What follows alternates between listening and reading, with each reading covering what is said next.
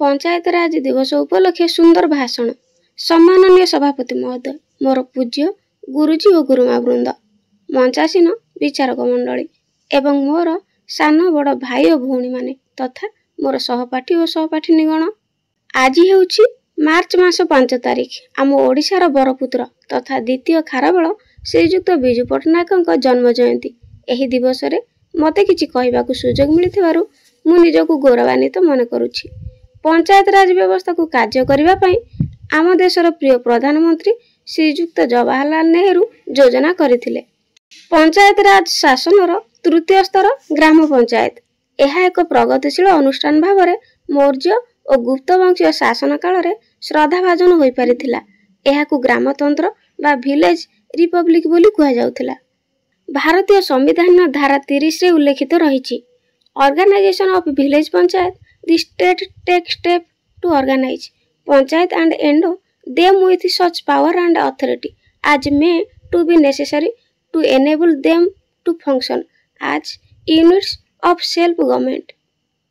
स्वाधीनतार परवर्ती समय भारत रे पंचायत राज व्यवस्था प्रचलित हैला, किंतु एहार परिकल्पना इंग्रेज शासन समय होइथिला।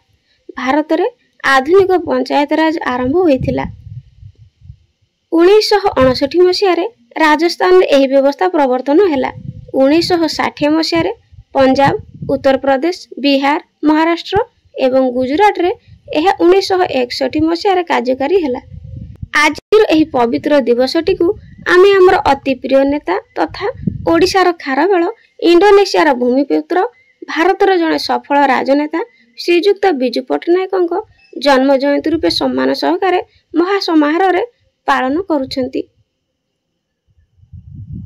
एही वीर पुरुष 1916 मसीहा मार्च मास 5 तारिख रे कटक ठारे जन्म ग्रहण करथिले। पिता लक्ष्मी नारायण पट्टनायक और माता आशा देवींकर से थिले सुजोग्य संतान। मिशन स्कूल और रेभेन्सा कॉलेज रे तांकर शिक्षा समाप्त होइथिला। कॉलेज रे समस्त रेकर्ड भांगी क्रमागत भाव में चैंपियन होइथिले विजु पट्टनायक। बालीजात्रा पड़िया रे उड़ुथिबा उड़ा जहाज देखि से पायलट हेबा पई भाबिथिले एवं निजर इच्छा को साकार मध्य करथिले। से ओडिशा एवं ओडिशा माटीर संतान मानकु बहुत भल पाउथिले। तांको शासन समय रे से पंचायत राज व्यवस्था उपरे अधिक गुरुत्व देउथिले। पंचायत को शासन विकेंद्रीकरण करी साधारण जनतांकर समस्या को समाधान करबा को प्रयास करथिले। तेणु तांको जन्म जयंती को पंचायत राज दिवस रूपे पालन करा जाय। ओडिशार नवनिर्माता प्रबाद पुरुष भूमिपुत्र विजु पट्टनायक 1997 मसीहा एप्रिल मास 17 तारिख रे इहलीला संवरण कले। आज से नथिले मध्य तांकर स्वप्नर ओडिशा प्रगति पथरे आगे चलीछि। सेही वीर पुरुष को प्रणिपात जणे मोर वक्तव्य शेष करूछि।